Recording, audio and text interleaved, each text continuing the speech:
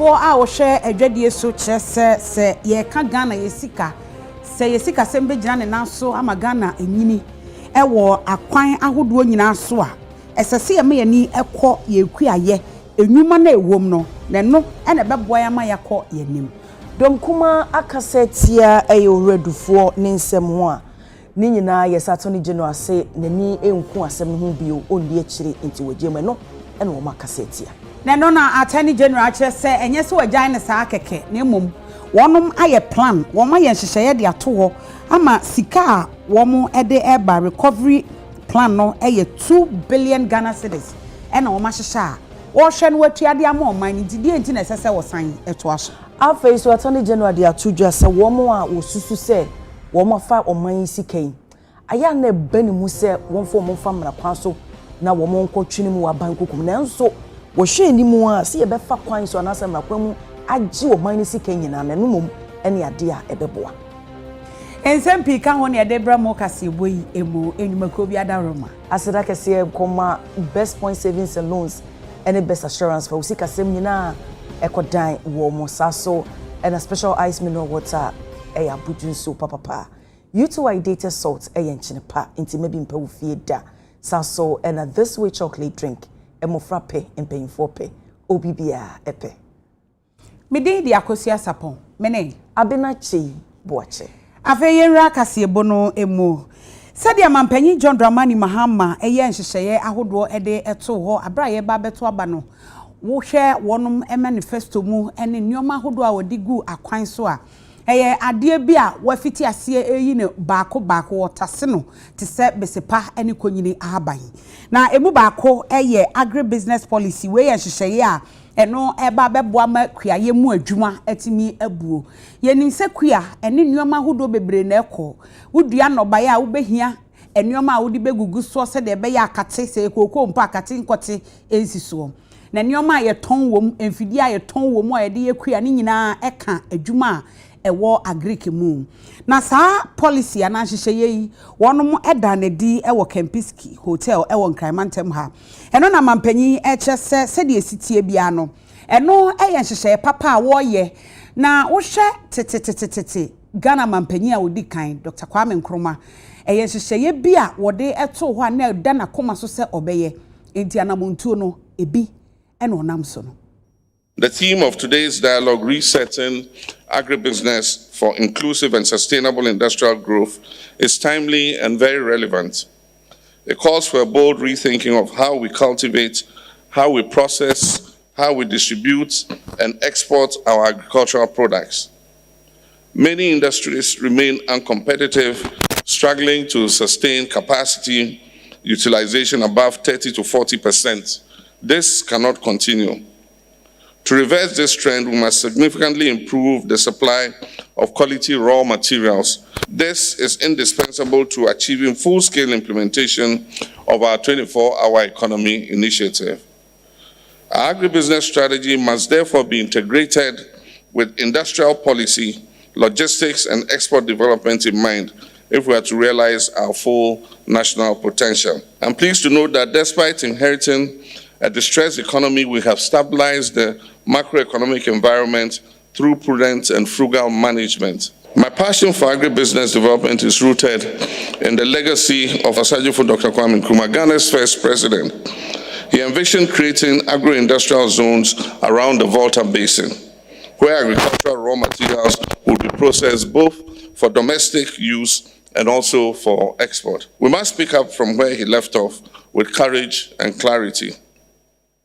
It is in this spirit that my government is implementing key programs such as the Feed the Industries Initiative, Rapid Industrialization Initiative, and Accelerated Exports Development Program. These initiatives, led by the Ministry of Trade, Agribusiness and Industry, form the foundation of the 24-hour economy policy and are designed to unlock massive potentials across multiple sectors. To ensure the success of our agribusiness strategy, we must ensure the continuous availability of raw materials throughout the year. The government is adopting a two-pronged strategy to support this vision by enhancing machinery availability for agro-industrialization. I just talked about that. In the short term, import duties on agro-processing machinery will be waived to lower costs. As we engage in these crucial deliberations, I urge each of us to recognize the vast opportunities that agribusiness offer, not just for the economy, but also for our national identity and our future. The National Agribusiness Dialogue is a declaration of intent, but now let us make it a springboard for enduring progress. Let's move from talking to implementation. And I hope that by next year, we would have made substantial progress. Vice President Professor Jainano Opoku Agyeman Sabri wodi atudwasa aban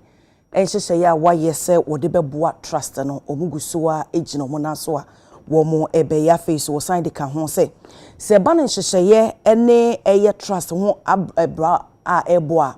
wo hwɛ sɛ ebegina ne naso na afei nso so yɛhwɛ social security and national insurance trust a wo mo sikasɛm bɛkɔ so agya ne naso ne dwuma esese edi no akosoa edi wodi nsemi etu dwo abra na senate edi won finhia eduosia. I am confident that the current board will continue to work diligently and leverage their wealth of experience and expertise so that the SNIT scheme remains robust, transparent, and responsive to the needs of its members. I have no doubt that the trust will continue to strengthen its governance structures, deepen stakeholder engagement, and innovate continually. In this era of technological advancement, the future of work is transforming. The rise of the gig economy,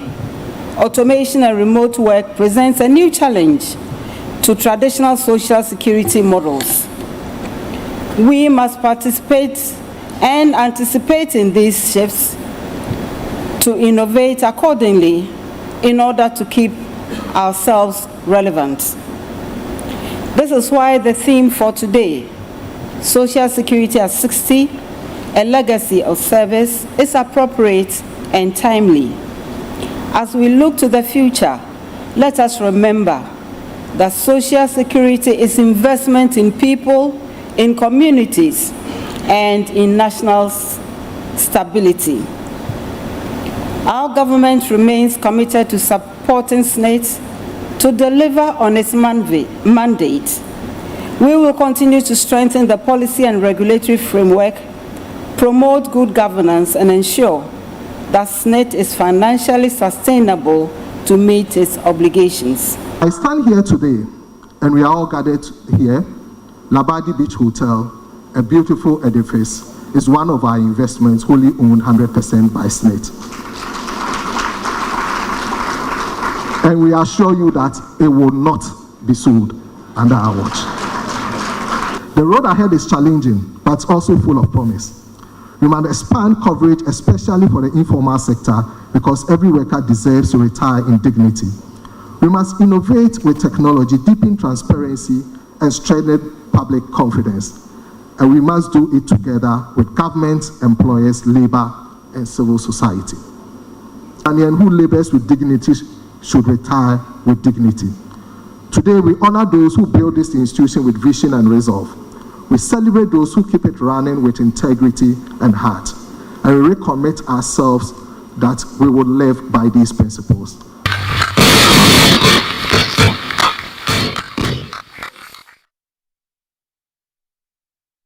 Oswafo a wono na hwe adwadie ani mfididwuma so afei ye ka kware mu enuma wono na wode ensem yi atu edwa mekire honorable Elizabeth Ofosu ejare na wo kire se ene wo hwe Ghana agrek se ye hwe kuaye ho ensem ene ne nwuma eno na betimi ama Ghana sika sem agina ne naso se ye pese ye sika sem edane na ye koye nimpa na esefata se ye nhyehyɛ papa ne ema ye ni kohun yie na ekohun no na eno so eboa ema ye sika sem no etimi apagya sei nyina ebe kaya yewura excellency John Dramani Mahama oye krata bia emra na efe no executive instrument EI1 2025 and osisa Ministry of Trade and Industry emane be Ministry of Trade, Agribusiness and Industry, or the agribusiness be share in finfin. If you say agribusiness na ya oya enyoma na edua no utimi esisem na ebeye aduane foforo enti sentos na wadua wo system na be tin tomatoes se banchi na wadua wo de co factory na bia cassava chips and aye flour enti sa agribusiness yi ebeboa ama ye nyoma na yedua no ye the value abeka ho na se yedi bi wo krom ha na de aka no so ya export ko amanone na Uba Ministry of Trade, Agribusiness and Industry, trade or policy wo ho, and industry and so policy. But agribusiness dey any policy bia. Enti na Yera Excellency John Dramani Mahama no ad na new nyam abe launch a conversation on agribusiness. Yenim say enenko na wie ye no. Na enimdifo omo de agribusiness e adwuma che. Omo ma sika mo ye agribusiness development partners CSOs omo nyina de omo adwene abeka afua say yesusu say agribusiness policy say enuma ba ku mienu miensa enan enumi bamu a ebe ma agribusiness abe kra behwe na agribusiness na boa ama ye mrante ne mabawa na nya adwuma aye na afei enuma na ye krafi amanoni ba bebre mefa ne 30 tomatoes no eso beti efi say ya ye krom ha ye be ye bi na ye bebre su na ebro so ye so beti bi akwa amanoni ye de kwa amanoni a ye benya abroche sika de aba enti saa ye sidi ya Yera Excellency John Dramani Mahama ne nhihye ye papa enti aye kama no na aye kama bi aka ho na che say ye economy na ye strong we nyina de adwuma beba ma ye mrante ne ye mabawa no na magana ye ho aso yen e wo aduane food security and food sufficiency e be boa yen say ye the agribusiness no ekọ ba bi esese ekwa say no agribusiness e be hye mu kena no ye be boa ma akuafo adomfuo a omunsuru atofo efise wo be hye ase ekra sa wo be do afuo no na de obeto ejina so dada enti say emwa bi kra na ho hia nipa no betimi aboa wo wi a wato ama enti agribusiness it holds the key to unlocking a lot of potential in our economy as a country. Yet wakase no so akrata bi every DVLA ababe PM ewa bontene na de wo mo che nyina ne sasabre di DVLA wo mo akono digital ebano insurance takesa sa na wo mo ye no nti uneyi o crack e hyen e free eye amanone na se bi PM wo port ansa na e be free ho no maba na chese insurance won sem na e digital no mo se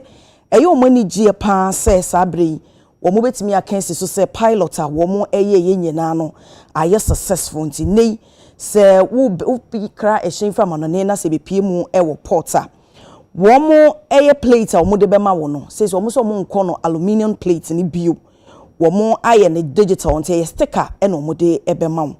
enti driver and vehicle license authority and asabe o this answer me to do mo se e be hya ase e bosom ye di enim ne da di kan 1st August 2025 and wo be hya ase na wo say sa DP no and a DVLA say DP no na wo mo e de sa sticker no if ma e wo port ho no na ansa na e hyan be free ho no aba no so mo issue sa DP sticker no e de mawa wo mo ene state insurance company aka bomu enti wo mo so be insurance amount ansa na hyan no free ho no e de aba wo se we eyo mo hyehyeye a wo mo ye boa ama o mo dwumedi o mo die no aya ho hare so na ye ne ntentem so e de ama obibi enti wo mo sere se omanfo bi anase obi bia ne hyen ababedrumu ewo eye tema port anase takwade port no se wu yi a hyene so se hyehyeye a wo befamu eno no nti obia eni san hyehyeye no so se de be betimi aboa esa sabre no SICD DVLA ena aka bomu a wo ye san hyehyeye no nti o se wo pemu ehunu bia bomode na kopemu ewo mo customer service center honomo na wo ncheche mu enso yi. Ghana National Chamber of Commerce woman so e de krata pia bontin a wo mo atro krata de ma Bank of Ghana say ensem wo mo kan senka Ghana Bank of Ghana edwani edi akire no wahwa ye bibia fa ho a ebebo ma Ghana yatimi akoye nim papa wo mo fiti ase no wo mo eche se enei sa wo hwe Bank of Ghana ene ne hyehye bia wo de agu apono so a nyame ya adom a wonum ekwa akoye enhyiamu senhyiamu no eye de etoso wo ha ne aduonu enum monetary policy committee meeting wo mko a monetary policy rates MPR sa na wo frɛ no wo mfanto apono so na wo mbobo hu na wo hwɛ enne sɛ de ye sikasɛm na si aye wo de toto ho a wo emwa sɛ de bɛyɛ no ebetimi ama ye sikasɛm no agina yie na ama wo te Ghana ha titiri wo de sika edi dwa no wo ho atimi aha wo se wo hwɛ amanone sɛ de wo sikasɛm sitie ɛne sɛ de esi enyini a Ghana yenso ye pɛsɛ ye de no ɛyɛ sɛ bi na sese wo do mani to fom no ano wo hu sese headline inflation no every 23.8% o ha mu chichemu aduonu miensa chiripo nwotwe ewo afimpinu ne aduonu nan bronya bosomi ni mu ena ehuri ya bedru June afi weyi mu na eye wo ha mu chichemu du miensa chiripo enso 13.7% na chese mu ye papapa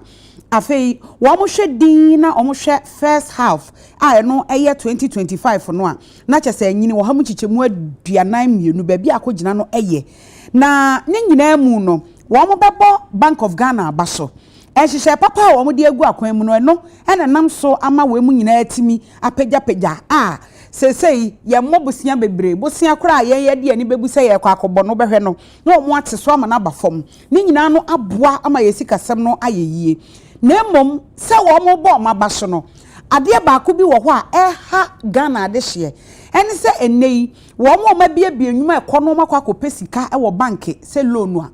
ye de atoso 28% wo ha mu chichemu aduonu wotwe a ɛso a sese wo kɔ na akɔkɔgye bosia na kyese uti pai wo ensi hu no nko akeke kora no ɛyɛ asemwa ɛno ɛna ɔmo kyese senka wo mo tumi aye ho bibi ama na ba fom a anka ɛbɛboa wo ɛgyina 28 ne saa afede ɔmo yɛyɛ ɔmo se 2022 September nim na ba 25 ɛwɔ ma ɔmo sasa ahuri na ɛkɔ 28 ɛsono bank bia ne de ɛsɛ de osi yɛ no ne nyina no kotie ma na ɔma ka kyerɛ sɛ Bank of Ghana ɛto ɔmo de ato yɛ so ne ntini yɛ de gye saa nti say Bank of Ghana over to you mo ɛna ɛsɛ mo yɛ ho bibia ɛno no yɛ Ghana National of Chamber of Commerce ɔmo so ɛka ɛho asɛm na ɔmo wie kura no na ɔmo se ɔmo kɔ meeting na se a ɔmo enkonko yɛ revision na ɔmo enhwɛ enwoma hodo bi MPR no 250 basis point no 2.5%. Womo revise ne saa na nko mo ehwe ma ne gina hɔ akɔpem sɛ 2025 afi we bɛkɔ na wie ya adjustment ne nke bɛboa nti womo nya nneɔma a ɛno betimi aboa ma saa nhyehyɛ ye nyina gina ne na so esan sɛ wo hwɛ wiase sɛ de sikasɛm sitie na nyina faako ewo ma epagya ewo ma eba fam ti so mo timi ma ne ba fam a ɛno ebetumi aboa ama ye sikasɛm no ayɛ yie na obi aho atɔ no ɛwɔ man mu krata yi owura Stefan Mason, one of your president, Ghana National Chamber of Commerce and Industry, and an ensa eshasi.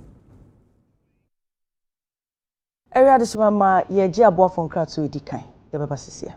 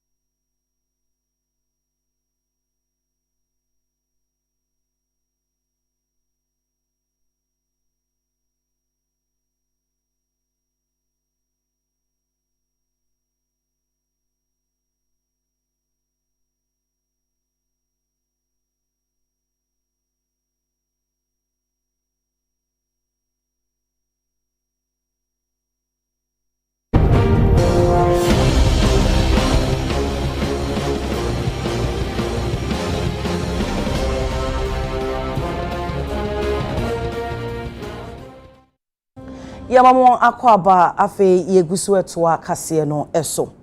Edom kuma ewo mrashebedwam na sabre wo mo akase atia dendenden pa se. Ene wuhye Attorney General na ginesi a wasi efa enkane eye finance minister eho eye Dr. Dufuo ne nsem ne ho a wo so mo tia se yenyeye. Wo mo nti de enti a eye opanyini wo se sabre esa case no waye no nole prosecutor na chese enya de se nani edi akire biom wagya bibia mu amanaka na domkuma akire mu a wo mo se anaso kasamafo a wo kasama wo mo eye constitutional and legal affairs eye mashebedwani a wo Asante Achem Central honorable Ayimedu Entry ene wo kire mu se Attorney General wo se wundi asem ni nyina achi sesentia na wo kai eye etiefo ne ahwefo nyina se Attorney General wono ene nkane no na wo ye lawyer ni Emma Dr. Dufuo enti sa ensemi ho no we de ho pefe say a conflict of interest enti sa the Republic versus Dr. Kwabena Dufuo ensem na Attorney General so mfa nani ni eche bi no wo mo se won san ko nachi dan sa agency no won san endane mu na woni asem no finche mane nkosi awieye se eye sa ntansa ye de abo papai se kofa na mra kwan so na so mu di wie na ne ho son de a na ne o mate ase na pan so se woni ekire bi no mo te ase bi a enyeye. In the end, Unibank was rendered insolvent. It is instructive to note that these criminal activities were uncovered after the revocation of license of Unibank and the subsequent appointment of a receiver by the Bank of Ghana. Consequently, the charges of fraudulent breach of trust, money laundering, among others, were brought against Dr. Kwabena Dufuo and some 7 others. I'll say 7 now because you know what happened. There were 8 others. There were 9 accused persons. But when this Attorney General assumed office, he freed 1 Dr. Esiama, and that is why they have it as 7 others. So I'll keep it as Dr. Dufuo and 7 others. Ladies and gentlemen, in view of the above, Ghanaians, including us, the minority in Parliament, have since been wondering the legal basis for the entry of a nolle prosequi in the suit under reference by the learned Attorney General, and therefore we deem it appropriate to raise questions produced below for the Attorney General to answer for the benefit of the good people of Ghana. The next question, or question 3, that I may want to ask. Transparency, as indicated in the press release, demands the learned Attorney General to explain to Ghanaians the principle of 60-40. Ladies and gentlemen of the press, once a nolle prosequi is entered by the Attorney General or the prosecution, we need not find out, and we don't need to find out questions. But he chooses to, if you read the press release, he chooses to justify why he had done that.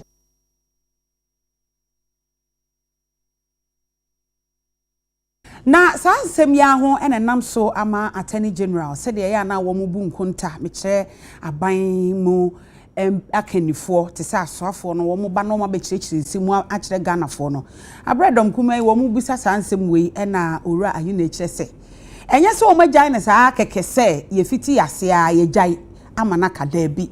na mbom wo ye nhyehyeye a saa nhyehyeye ne kire se sika ne nyina no keka bomu a enenam wo pepepepe bese miensa chiripo miensa 3.3 billion Ghana cedis. Na say no maye no wo kire se 2 billion Ghana cedis ne de wo maye nhyehyeye a wo di ebetia recovery plan a wo ma hyeda ahyehye na kire se eno etimi aba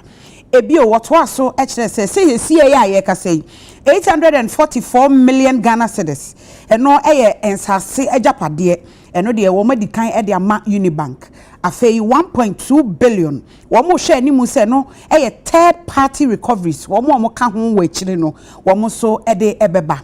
ɛna 500 million ɛno de ɔso ɔmo edi kan agye dada de aka yɛ 700 million a wɔhwɛ anim sɛ bosome edu nwɔtwe entem no wɔmo ɛbɛhwɛ na agyapadeɛ ni bi nso wɔ hɔ a wɔmo ɛhwɛ no wɔmo atɔn na yɛde ateɛ nti sɛ nipa na ɔba na sɛ ɔbɛgye tum sɛ ane yenye nhyehyɛ se yenye ni se ya na no kyerɛ sɛ ɔwɔ pepa sɛ obetua eti ɛno ho nhyehyɛ ɛna wɔn atena se a wɔn aka wei nkyerɛ sɛ wɔn agya ama naka oru adofo enye ɔno nko a nipa nson ɛna wɔn ka ho ɔpanyin ekyerɛkyerɛ mu se. My fellow countrymen and women, in March this year, the lawyers for the Unibank directors and shareholders approached me with a proposal of their clients' intention to settle their indebtedness to Unibank. In response, I convened a meeting on the 25th of March with them, their legal representatives, and the receiver of Unibank, Mr. Ni Amano Dodu. At the meeting, it became obvious to both parties that a reconciliation of Unibank's account with the Bank of Ghana should be conducted. Therefore, I authorized the receiver to engage in the reconciliation exercise with them to determine the full scope of Unibank's exposure. I directed that the parties adopt a holistic approach that combined liabilities under both the criminal proceedings and the ongoing civil proceedings because they were obviously interrelated in order to reach a unified resolution that will bring closure to all related matters. The objective was to assess the feasibility of a comprehensive settlement. The charges in the criminal case against the accused persons involved a total amount, and this is very important, a total amount of 1.2 billion Ghana cedis, not 5.7, as is being bandied about from certain quarters whose names I would not want to mention. While the civil case involved a total exposure of 5.7 billion Ghana cedis. Now, ladies and gentlemen of the media, if you conduct your research in the High Court, you realize that the receiver subsequently amended the writ of summons and the statement of claim and revised the civil liability down to 2.8 billion Ghana cedis. Okay, so that is on record. That's a public record, and whoever wants to contest this is at liberty to go to the High Court and then, do so. It is important to state for the avoidance of doubt that the total exposure in the criminal case is part of the total civil case exposure. In other words, the 1.2 billion is not in addition to or on top of the 5.7 billion, which was revised down to 2.8 billion. The 5.7 billion was made up of the following, that is from the initial stage of the case. 2 billion being loans and advances which Unibank made to related and connected parties. 3.7 billion being payments made on behalf of or on the instructions of the accused persons. Included in A and B above, however, was an amount of 2.1 billion, which was alleged to be fictitious loans, to have comprised fictitious loans and fictitious transactions booked by Unibank prior to the placement in official administration. During the reconciliation exercise, the accused persons objected to the inclusion of the 2.1 billion on the grounds that the amount did not involve any direct cash outflows which could be recovered. The accused persons also objected to the inclusion of placements of 0.3 billion, that is 300 million, made to Unisecurities. Now, Unisecurities is a Securities and Exchange Commission regulated, not a Bank of Ghana related company that had been placed in liquidation and for which a claim had been filed with the official liquidator. In other words, the money was to be recovered. The recovery of this amount is being pursued independently through insolvency proceedings with the official liquidator of that entity. In summary, the above matters led to the revision of the previously reported exposure of 5.7 billion down to 3.3 billion.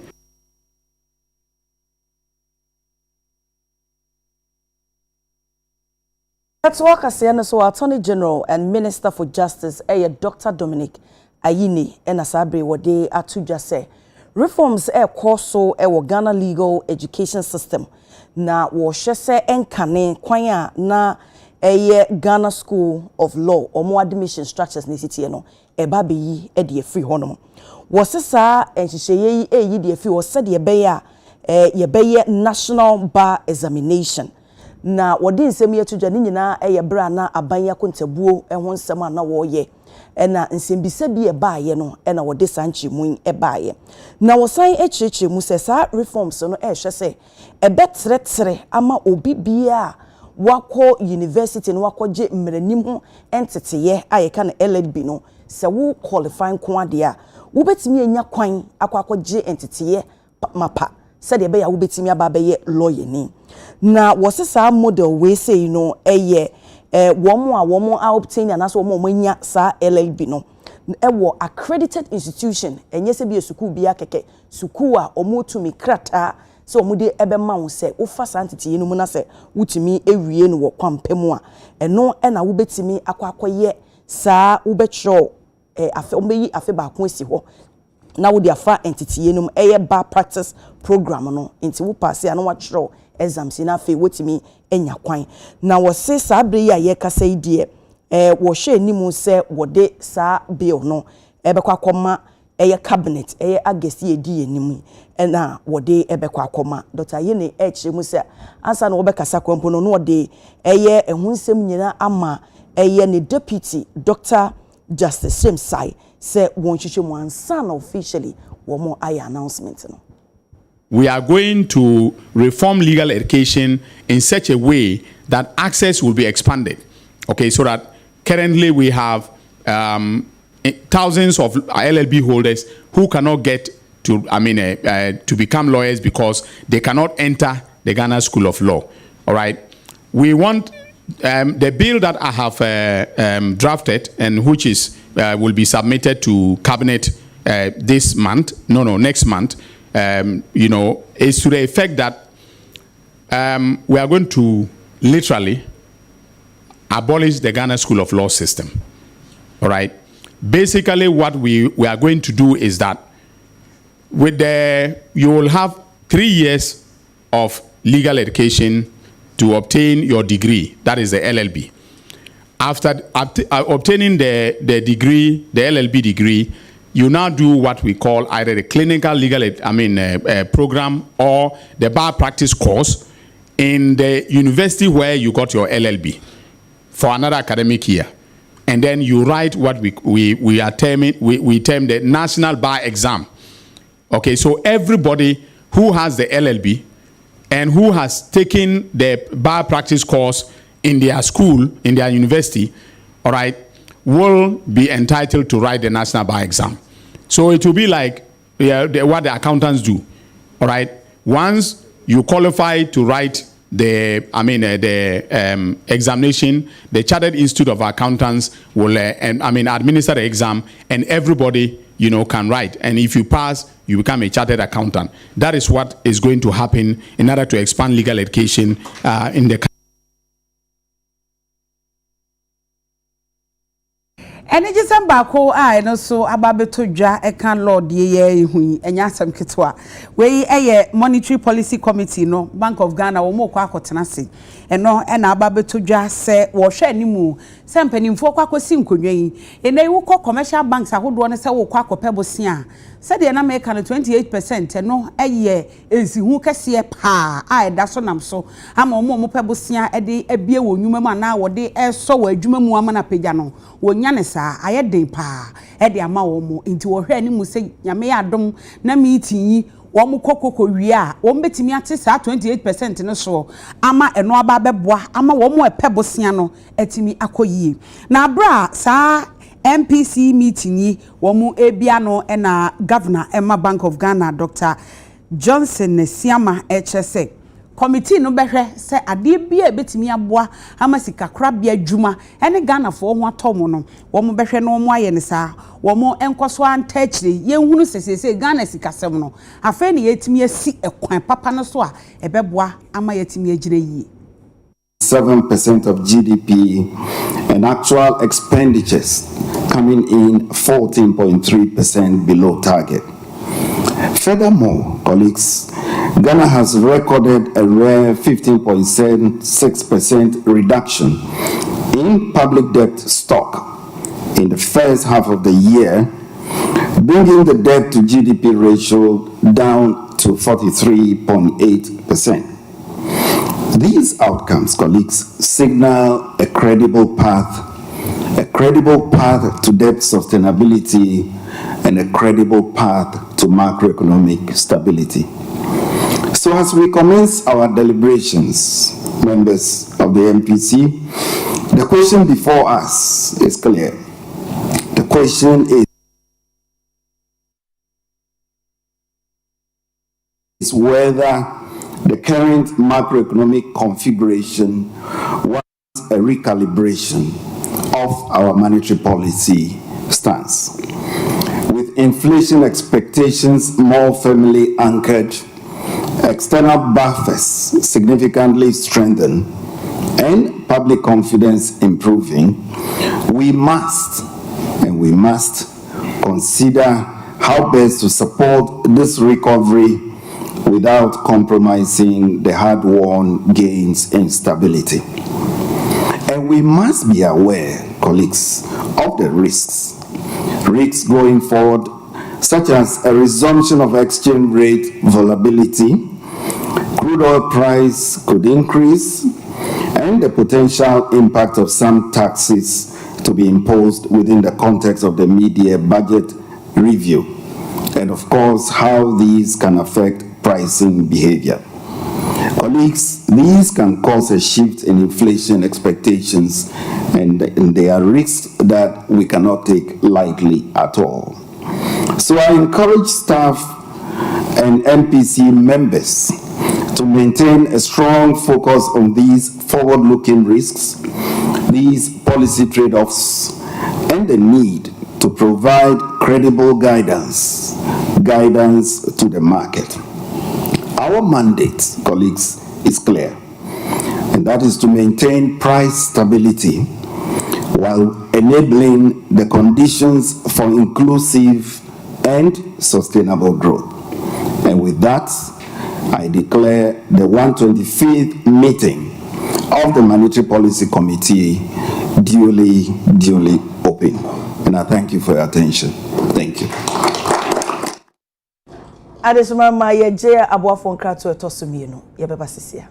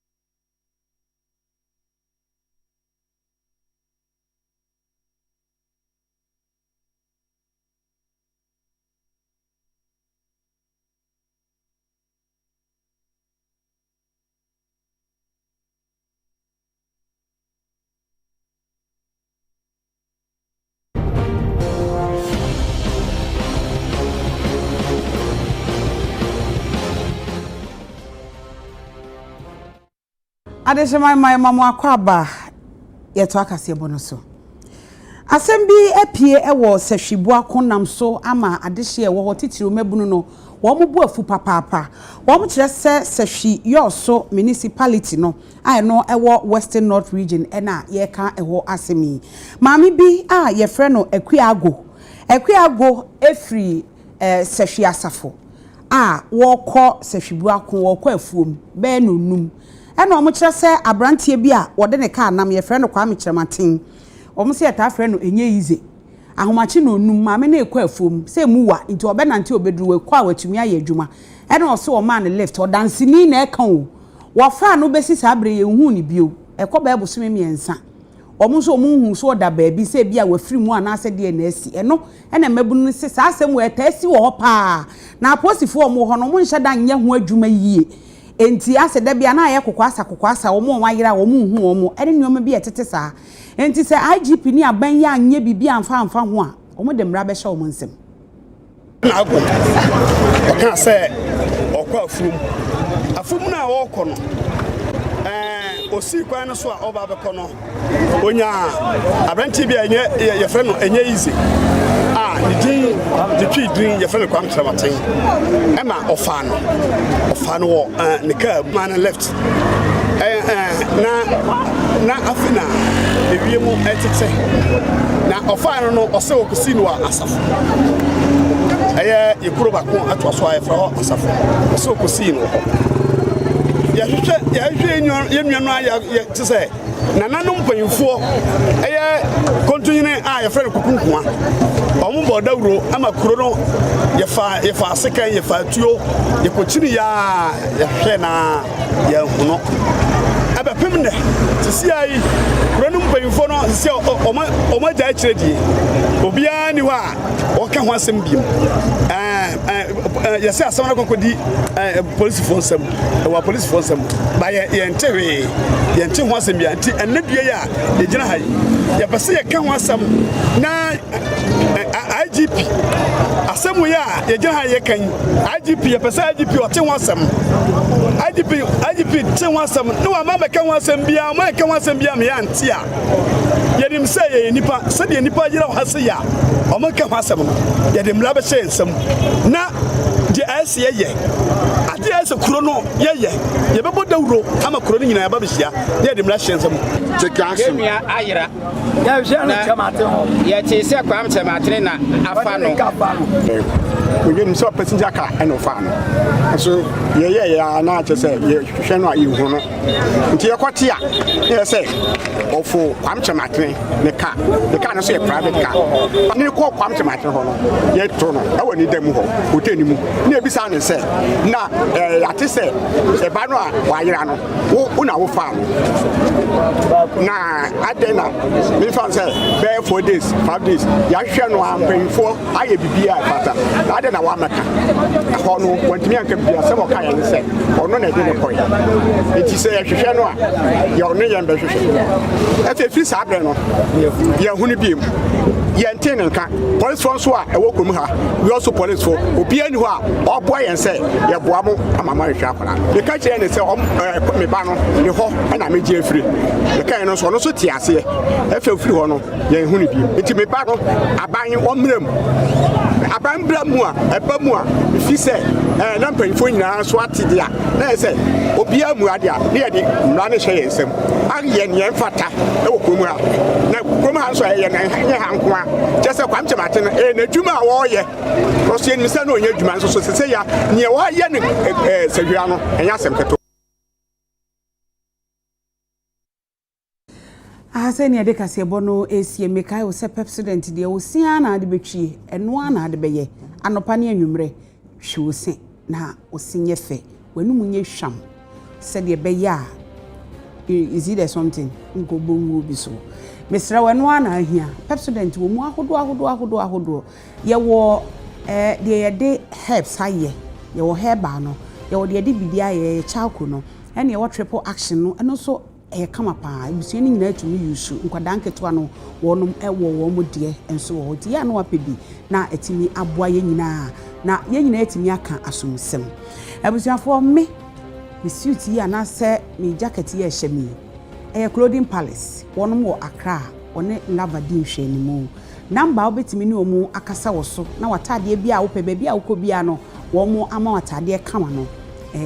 uyo ba nko ade a kama pa no